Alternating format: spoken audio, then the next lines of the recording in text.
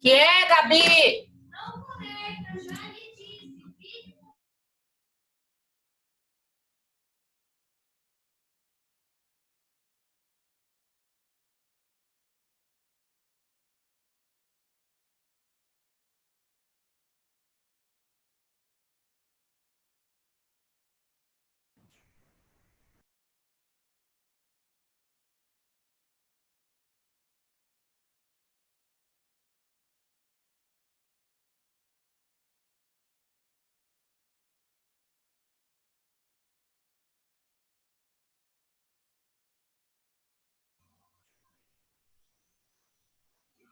Bom dia, pessoal.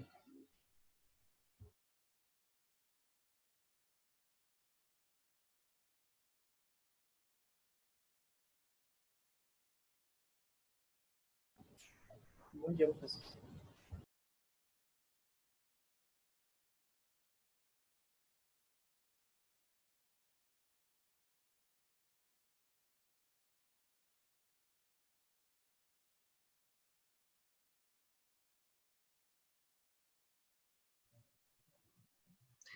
Bom dia.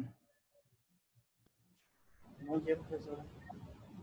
Bom dia. Bom dia, Cristine, tudo bem? Tudo bom? Cadê você?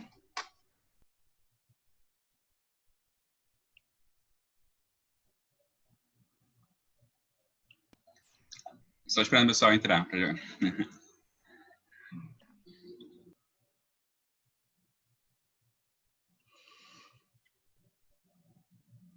Eu acho a professora Ellen passou uma mensagem. Deixa eu olhar aqui. Parece que ela está com alguma dificuldade de conexão. E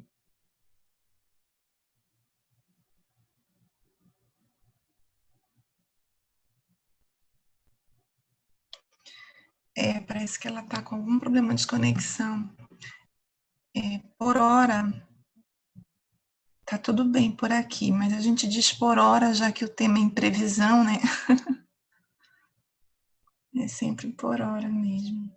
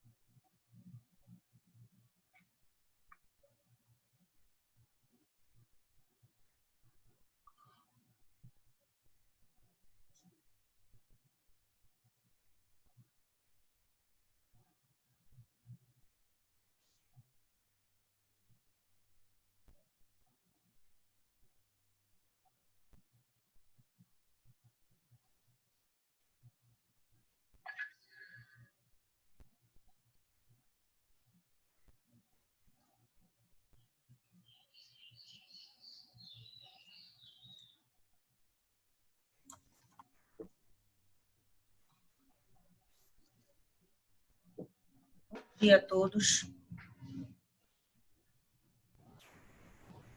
Bom dia, professora. Desculpem o atraso, aconteceu uma situação, mas já está resolvida. Oi, amiga. Caiu a internet do meu Bom prédio. dia. Caiu o gerador, amiga. Caiu aqui a energia e eu desesperada que a Gabriela tem aula no colégio e não funcionou. Estou justificando para a coordenadora a ausência dela e com isso fiquei afogueada aqui, mas agora respirando. Não, acontece. Eu acho que esses tempos que a gente é muito dependente da internet, já aconteceu comigo de faltar energia no bairro. Não era só uma questão de aqui no bairro falta energia, né? E você faz o quê sem energia elétrica? Acho que vamos fazer uma outra live, o impacto da tecnologia. Exato. Eu acho que é um tema, vou começar logo fazendo a sugestão aqui já com o professor Helder. Para a próxima. Aqui. Já temos que chamar o professor PS também, né, aqui, né? Acho que a gente tem que fazer. Eu acho o tema ótimo. Já fica a sugestão, já catei, viu, Elden? Já catei a sugestão da Ellen, já quero. Já te coloquei aqui sem nem. Bom dia. A dependência da tecnologia. Eu acho necessário. Da tecnologia. Eu li um artigo recente, nessas 1000 coisas que a gente lê, sobre os impactos, inclusive psicológicos, né, dessa dependência que nós passamos a enfrentar, né? Então, qualquer coisa que diga que a gente vai ficar sem luz ou sem internet, parece que a gente não sabe mais viver sem isso. Bom, mas deixa eu começar, porque, né, Ellen e Helder, eu sei que o Helder tem aula, a Ellen também, a gente tem compromisso. Então, eu vou iniciar dando primeiramente bom dia aos meus queridos amigos, né? Foi uma ideia que a gente veio pensando, não é de hoje, na verdade foi uma ideia que ela foi acomodada lá em janeiro, nas nossas reuniões, e chegou a esse momento, né, dessa nossa aula conjugada. Nós esperamos que seja a primeira de muitas, porque ficamos muito felizes em poder reunir os nossos alunos nesse primeiro momento, né, para que a gente possa discutir o tema. A brevidade nos obriga a ser bem sintéticos, então já fiz aqui as boas-vindas. E o nosso tema é um tema extremamente provocativo, é um tema extremamente atual e nós estamos diante de um tema que nós não temos uma resposta fechada, né, um sim ou não. Aliás, no direito, as respostas fechadas, elas não são exatamente uma regra, né? Os nossos alunos já sabem disso. Mas eu gostaria de começar fazendo um breve questionamento. Primeiro, nós falamos muito em pandemia. Mas será que a gente já se perguntou o que significa pandemia, né? A gente escuta no jornal, todos... Então, eu começo esse primeiro momento, breve momento, trazendo o conceito de pandemia, né? Pode parecer óbvio, a pandemia é uma doença. Calma, né? Não é bem assim que a gente vai tratar do tema. Então, o que seria efetivamente uma pandemia, né? Que patologia é essa tão assustadora que nos obriga de uma hora para outra a ficar dentro de casa, né? Será que existe um risco real, efetivamente, né? Afinal de contas, o que nós estamos tratando? Então, a pandemia, ela é uma patologia, né? Ela é uma enfermidade que não está circunscrita a uma área. Ela é uma enfermidade ampla, disseminada, e como nós estamos vivenciando a um nível global. Então, primeiro dizer o que é a pandemia, né? Segundo, nós sempre nos questionamos qual é a origem, da onde vem, por que estamos vivenciando isso. Será que não teria uma barreira? Não. Então, o que estamos vivendo hoje é uma situação de uma patologia espalhada pelo mundo, né, amplamente disseminada. Patologia esta que nós precisamos tomar medidas. Quando eu falo nós, não são nós aqui profissionais do direito, o mundo inteiro vivencia, ou há uma necessidade de um alinhar global. E diante desse alinhar global, o que fazer, né? Como não trazer o direito constitucional, né, Elden? Como não trazer o direito do consumidor? Como não trazer o direito? Essa situação, ela não é só interdisciplinar, ela é transdisciplinar. Ela passa pela economia, ela passa pela filosofia, ela passa pela sociologia, ela passa pelas áreas biológicas, não é só o médico, o enfermeiro, os biólogos, né? Ela passa pelos economistas. Então, o mundo inteiro se depara com uma situação de uma patologia disseminada em que todos os saberes e de todas as suas formas são convidados a uma reflexão. O tema, portanto, ele é extremamente atual e extremamente desconcertante. É um desafio começar a pensar neste ponto, porque nós somos uma parte do saber que se propõe a interagir e a discutir com tantos saberes e tantas informações. Na internet nós temos uma infinidade de informações, né? Muitos artigos, eu estou certa que os nossos alunos estudiosos como são, já devem ter buscado artigos e filmes e tudo para poder participar desse momento, assim como nós também. Então, é um momento extremamente desafiador. E, diante desse tema desafiador, o que falar do direito, né?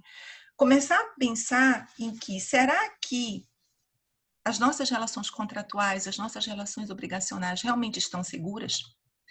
A provocação é, será que o Código Civil tem todas as respostas? Será, Ellen, que o CDC tem todas as respostas? Será, Elden, que a Constituição tem todas as respostas? Será que temos respostas? Então, meus caros, sintam-se confortáveis a não termos respostas diante de um evento de ordem econômica, política, social, sanitária, que estamos vivenciando. Por outro lado, é importantíssimo pensar. Estamos diante de um grande desafio, né? Do pensar sobre tudo isso. Feita essa breve, muito breve pelo tempo, eu estou aqui controlando os minutos, né? Falar da teoria da imprevisão, e eu não poderia começar essa breve fala, eu gostaria de pedir a Venha para fazer duas breves citações. A primeira, do curso de Direito Civil, do volume 2, do Cristiano Chaves de Farias, que cita, na página 478, faz a seguinte referência. Ele diz, Tereza Negreiros enfrenta a temática demonstrando que o princípio do equilíbrio econômico incide sobre o programa contratual, servindo como parâmetro para avaliação do seu conteúdo e resultado, mediante a comparação das vantagens e encargos atribuídos a cada um dos contratantes. Como eu disse, essa fala está na página 478. Veja, falamos de contratos, de obrigações e falamos de equilíbrio. É o primeiro ponto que eu gostaria de destacar nesta manhã. O que é o equilíbrio? Qual é a segurança que nós temos diante desse evento tão novo, inesperado, imprevisível que nós estamos enfrentando? Se na relação obrigacional civilista, a priori, nós temos um equilíbrio, a ideia de equilíbrio, a ideia de um sinalagma perfeito, mas, primeiro, será que esse equilíbrio realmente é real? Será que mesmo diante de relações civis em que se prima pelo sinalagma perfeito, né, pela possibilidade ampla de negociação, será que isso é fato? Será que existe um equilíbrio? Bom, juridicamente a proposta é que sim, que nós possamos partir de um equilíbrio real, mas esse equilíbrio ele é balançado por questões que nós passamos a enfrentar. Então, na dicção civilista atual, nós encontramos sim a teoria da imprevisão. Encontramos ainda como forma de resolução dos contratos prevista no artigo 478. Eu sei que vocês ainda vão estudar a teoria geral dos contratos no semestre que vem, né? Estamos aqui numa disciplina que é a Teoria Geral das Obrigações, Responsabilidade Civil, falando da minha disciplina. Eu sei que vocês ainda têm por aí um estudo da Teoria Geral dos Contratos, mas a reflexão nos força a transitar, a reflexão nos força a estudar tanto o artigo 317, quando se fala numa possibilidade de revisão dessas obrigações diante da imprevisibilidade, quanto do artigo 478 do Código Civil. E, à guisa apenas de demonstração de argumentos teóricos, que são tantos, né, difícil fazermos uma escolha, mas eu não posso me furtar a mais uma citação literal, prometo que será a última, para ser breve, eu não posso me furtar há mais uma citação literal, e eu não poderia deixar de citar, como todos sabem, a professora Maria Helena Diniz. Seria impossível não fazer essa citação direta nessa manhã. Então, diz na página 241 que, por razões imprevisíveis, motivos de proporção não previsível ou previsível, mas de resultado imprevisível, sobrevier desproporção manifesta entre o valor da prestação devida e o momento da sua execução, o órgão judicante poderá, a requerimento da parte, corrigi-lo, assegurando, na medida do possível, o real valor da prestação. Código Civil 317, combinado 478 a 480, enunciado 17. Com isso, ante o princípio da equivalência material das prestações, aceitas estão a teoria da imprevisão e a correção judicial do valor da prestação. Citação direta na página 241 do volume 2 do curso de Direito Civil Brasileiro, da professora Maria Helena. Então, vejam, feita a acepção teórica, o que nós temos? Nós temos eventos imprevisíveis, eventos que a legislação civil busca trazer a possibilidade de uma revisão, aqui tratado diretamente no artigo 317, quando por motivos imprevisíveis sobrevier desproporção manifesta entre o valor da prestação e o momento da sua execução, percebam que nós estamos tratando de uma quebra desse equilíbrio. Me parece que a grande reflexão desta manhã é: nós, contratantes, nós que estamos envolvidos em vínculos obrigacionais, não temos o controle absoluto dos fatos. Temos relações obrigacionais que se protraem no tempo, temos relações obrigacionais de trato sucessivo, temos vínculos que se estendem por demais tempos e demais eventos. Obviamente que o vínculo obrigacional ele pode ser solucionado em um único ato. Obviamente, vocês estudaram isso nos semestres subsequentes, que nós temos o fator alea, né, em alguns momentos, os chamados contratos aleatórios. Porém, nós não temos o controle e a certeza que os eventos e a forma com a qual nós contratamos, ele permanecerá. E por isso, a dicção civil é muito clara no artigo 317 e notadamente no artigo 478, que é textual. Nos contratos de execução continuada ou diferida, se a prestação de uma das partes se tornar excessivamente onerosa. O primeiro questionamento é: o que é uma onerosidade excessiva? Quando isso ocorre? Quais são os fatores que podem provocar essa onerosidade excessiva? Como tratar esse fato? Então, nós temos aqui uma excessiva onerosidade. E ele prossegue: extrema vantagem. Vejam como nós estamos tratando com expressões cuja língua portuguesa nos traz conceitos. Primeiro, o que é excesso? Segundo, o que é extrema vantagem? Quais os pontos de vista que nós temos que elencar para buscar, como eu disse no começo, o reequilíbrio das relações contratuais e obrigacionais? Esse caminho, senhores, diante do quadro da pandemia, nós ainda temos a trilhar.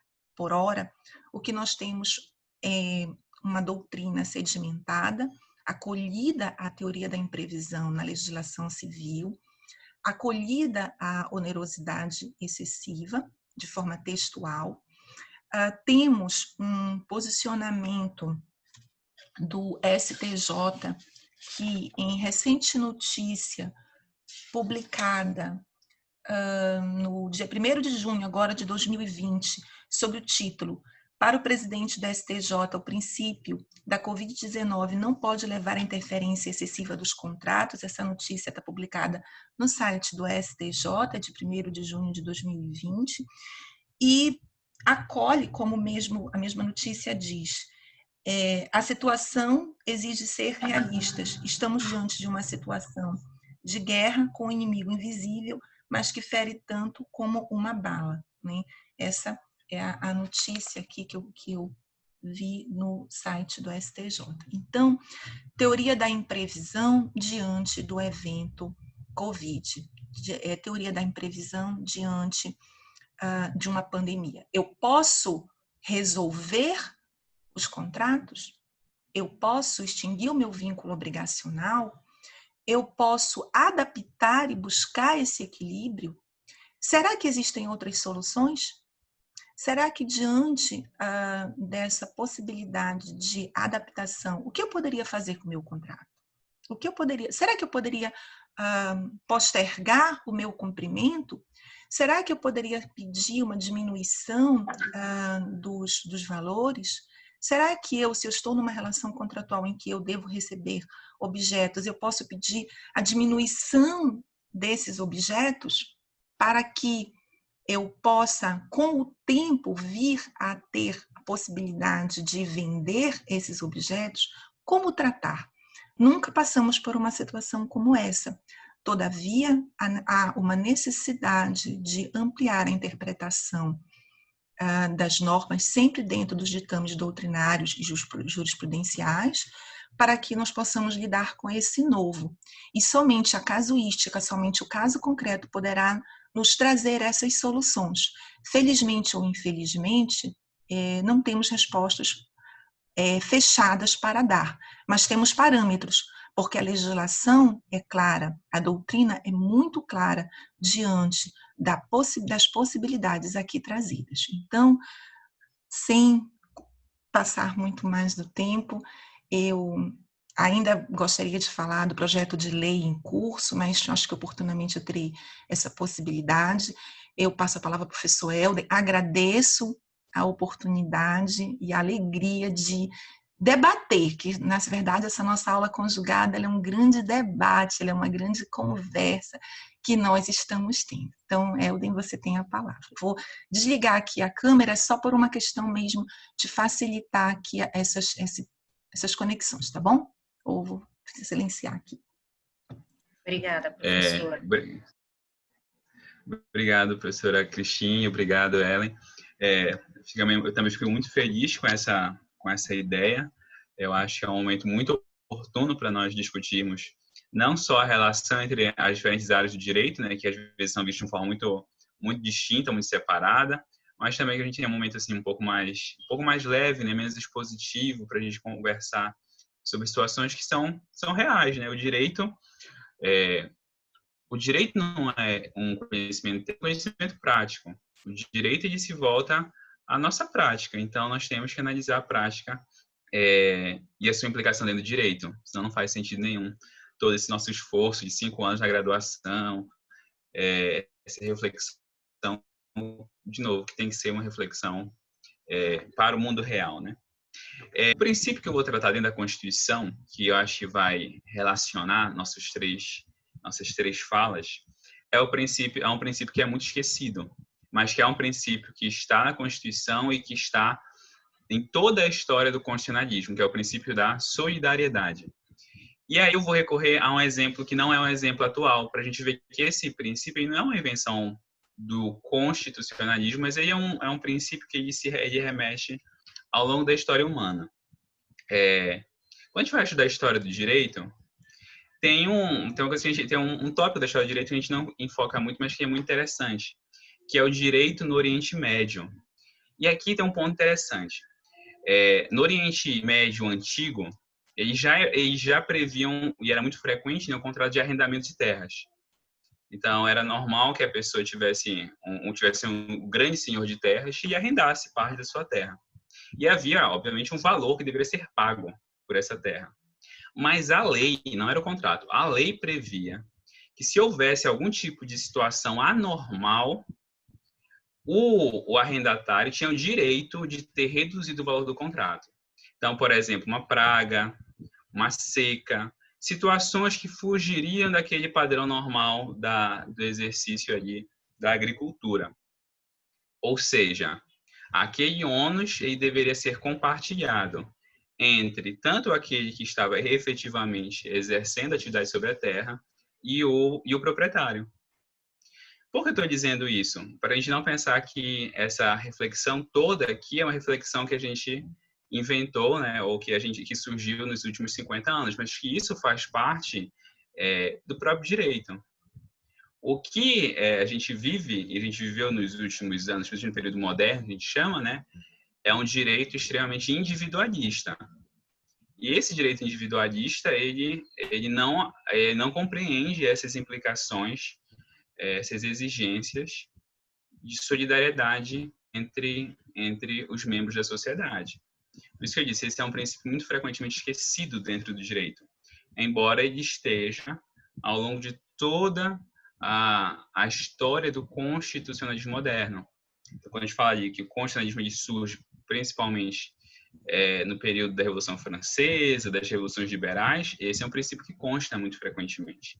Embora, de novo, esse seja um princípio muito frequentemente esquecido do nosso direito. Porque o nosso direito, em geral, ele tende a ser um direito muito individualista. E a própria, se a gente analisa a Constituição, ela muitas vezes retratou essa visão individualista, em que os direitos eles são vistos como direitos puramente individuais. Esse, no entanto, ele não é um paradigma que a nossa Constituição atual endossa. A nossa Constituição atual ela não endossa um paradigma individualista. Atenção, ela também não endossa um paradigma intervencionista. Não, ninguém mais tem liberdade. Não.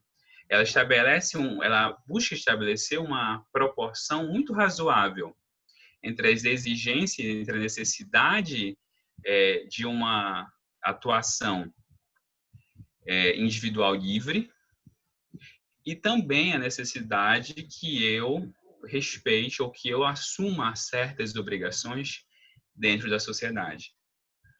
E quando eu digo assim, assumir certas obrigações perante a sociedade, tem uma ideia geral, né? Realmente eu tenho obrigações perante a sociedade como um todo. E aí a gente conversou com vocês lá quando a gente viu direitos sociais, que é o exemplo da tributação. Então, eu tenho uma obrigação de ajudar a sociedade a manter os direitos sociais, como os tributos, por exemplo. Mas não só isso. A gente tem uma obrigação nas nossas relações privadas. As nossas relações privadas, elas atendem aos nossos interesses, mas elas também precisam respeitar o interesse alheio. Então, é necessário que haja essa compatibilidade entre os interesses, tanto individuais quanto os interesses sociais, que podem ser de uma outra pessoa no contrato, ou podem ser da sociedade como um todo. E aí vem um ponto, ainda relacionando esse princípio da solidariedade. Esse princípio da solidariedade, ele vai ter uma série de implicações. Então, por exemplo, os contratos precisam ser mantidos. E isso é uma consequência do princípio da solidariedade. Por quê? Porque eu pactuei livremente, a outra parte também pactuou livremente, e nós chegamos a um acordo que nós consideramos de alguma forma justo. Senão a gente não teria chegado a esse acordo. A gente chegou a um acordo que nunca é perfeito, obviamente, mas que é um acordo que a gente achou, ou que nós consideramos razoavelmente justo. Se eu tento romper esse acordo depois, eu estou buscando o interesse meu e desconsiderando o interesse do outro. Então, se a gente for pegar um exemplo mais simples, né? Então, eu decidi locar a casa da professora Cristine. Fixamos um valor do aluguel, X. E aí, nós fizemos um contrato de 1 ano para eu alugar, para eu ser inquilino da professora Cristine por valor X. A Cristine tem 2 opções de candidatos a inquilinos, eu e a professora Ellen. A gente fez a negociação e ela pactou comigo. A Ellen foi, encontrou uma outra casa e alugou. Depois de 2 meses, eu digo assim, olha, Cristine, foi muito bom, eu estou indo embora. Paciência, eu não vou mais pagar o aluguel, não vou mais alugar a casa. Tá vendo, Cristine, tu não me escolher? Isso provavelmente atende meu interesse. Então, ok, eu vou seguir meu caminho. Só que isso não atende ao interesse da professora Cristine. Porque, olha só, percebam, ela realmente não escolheu a professora ela me escolheu. E agora eu decidi romper o contrato da minha cabeça e fui embora.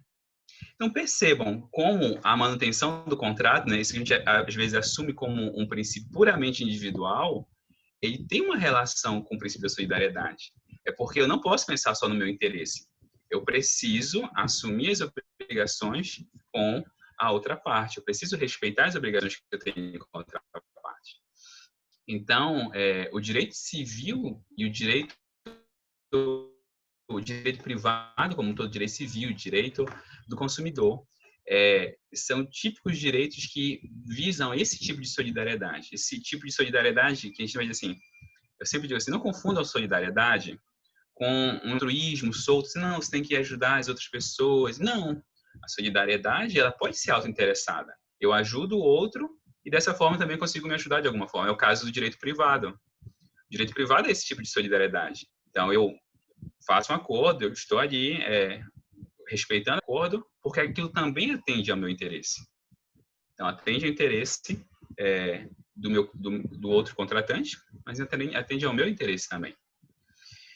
Então, esse princípio da solidariedade, ele fundamenta muitas das nossas relações jurídicas.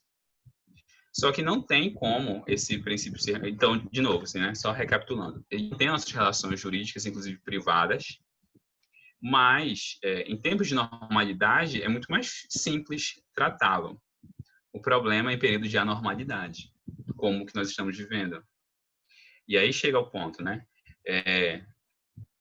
Ok, ele é um princípio que sustenta nossos interesses individuais, só que não tem como eu manter um princípio da solidariedade se eu pensar apenas a partir de um viés individualista. De novo, aqui eu estou fazendo uma distinção muito clara entre o interesse individual e o individualismo no direito, né? O nosso direito, ele preserva os interesses individuais, mas ele não é um direito individualista. Não mais, pelo menos.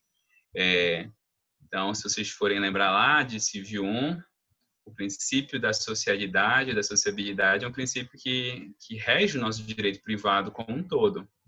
Então, essa necessidade de considerar essas relações sociais. Se há um tempo de anormalidade, eu preciso que o direito esteja pronto para lidar com o período de anormalidade. É esse o ponto. O direito, ele é pensado, obviamente, para período de normalidade, situações usuais, cotidianas. Só que o direito não pode se eximir, ele não pode sumir, ele não pode desaparecer em período de anormalidade. E esse princípio da solidariedade, que é um princípio de base constitucional, ele precisa ser considerado em períodos especialmente de anormalidade. Para quê? Para que eu consiga preservar interesses individuais sem desconsiderar as necessidades que aquela comunidade na qual eu me insiro, que a sociedade na qual eu me insiro tem. Tanto em comunidade como um todo, né, uma comunidade abrangente, quanto nas minhas relações, por exemplo, contratuais. Uma relação contratual é uma relação social. Uma relação contratual é uma relação social. De novo, a Constituição, ela exige isso. Por que ela exige isso? E aqui eu vou caminhando já para o encerramento. Porque não tem como nenhuma sociedade ela consegue sobreviver se cada membro dela pensar só em si. Se eu pensar exclusivamente nos meus interesses, não existe nenhuma sociedade que vai subsistir. Nem a sociedade política, que a gente chama, nem o Estado. Para que qualquer sociedade subsista, se mantenha, é preciso que os membros dessa sociedade eles pensem em um certo nível. Não precisa ser, não é um altruísmo, assim, não, eu vou morrer pelo meu vizinho. Não é esse nível. Você precisa considerar, de alguma forma, o interesse das outras pessoas. E aí, por isso que o direito constitucional, ele sempre toca nesse ponto, né? Então, por exemplo, quando a gente vai falar de direitos fundamentais, a gente sempre diz assim, olha, uma das hipóteses mais significativas de restrição aos direitos fundamentais é quando ele afeta um outro direito fundamental. Então, quando eu tenho um direito fundamental que afeta um outro direito fundamental, aqui eu tenho uma situação típica de restrição de direitos. Qual é o fundamento disso? É que em uma sociedade nós vamos precisar harmonizar os nossos interesses. É indispensável que nós harmonizemos isso. E, de novo, esse é um princípio que tem fundamento constitucional, fundamento histórico, mas ele é um princípio do direito como um todo. De novo, ele é um princípio que abrange todas as nossas relações jurídicas. Perfeito? Bem, então, concluindo, o que a gente precisa observar aqui, gente? O direito constitucional, o direito civil, o direito do consumidor, eles trazem previsões para tempos de normalidade, de fato. Só que esse direito ele não pode se furtar, ele não pode ignorar que existem situações de anormalidade. E nessas situações de anormalidade, nós precisamos de uma resposta que atenda aos interesses individuais, mas que não desconsidere a nossa necessidade de solidariedade dentro de uma sociedade como a nossa. Perfeito? Obrigado, professora Ellen. Obrigado, professora Cristine. Bom dia a todos. Eu me sinto muito honrada, né, por fazer parte aí dessa questão da aula conjugada, que na verdade já vinha sendo materializado presencialmente, tá? A professora Cristine, com o professor Elden, né, e agora comigo. Como nós temos 4 minutos para encerrar esse chat, eu acabei de colocar, e eu vou precisar pelo menos de 5, tá? Então, para que eu não esteja no momento da minha fala falando e ser interrompido, eu vou pedir que a gente acesse o segundo link, tá? Eu vou abrir o segundo link, essa parte já foi toda gravada, e aí, no caso, eu vou precisar pelo menos de 6 minutos para depois a gente dar uma outra continuidade que nós reservamos de momento de surpresa, um bate-papo, tá? Então, para que a turma entenda, tanto o MA como o MB, cada professor faria as suas considerações, né? Porque, claro, é um diálogo, como o professor Elden falou, o objetivo não é aquela aula normal, é um bate-papo, é uma questão de levantar ideias, é uma questão de a gente te ajudar num discurso argumentativo, de tu ouvires diferentes opiniões, tá? E depois dessa ponderação, a gente selecionou algumas perguntas, tá bom? Que nós vamos fazer entre nós para deixar, de repente, até a turma ter dúvida, levantar questionamentos. Então, como nós temos 3 minutos, eu convido a todos vocês, inclusive aos colegas, a nós acessarmos o nosso próximo link, tá bom? Então, eu vou fechar esse aqui e o próximo link eu acabei de colocar no nosso chat. Talvez vocês entrem antes de mim, porque como vai estar gravando, mas é uma questão de 2 minutinhos só, tá bom? Alguma dúvida? Todo mundo entendeu? Eu coloquei aqui no chat também para os professores, a colega Cristina, o colega Elden, tá bom? Aí eu vou encerrar e a gente já volta. Tá bom, vamos nessa. Beijinhos, até logo.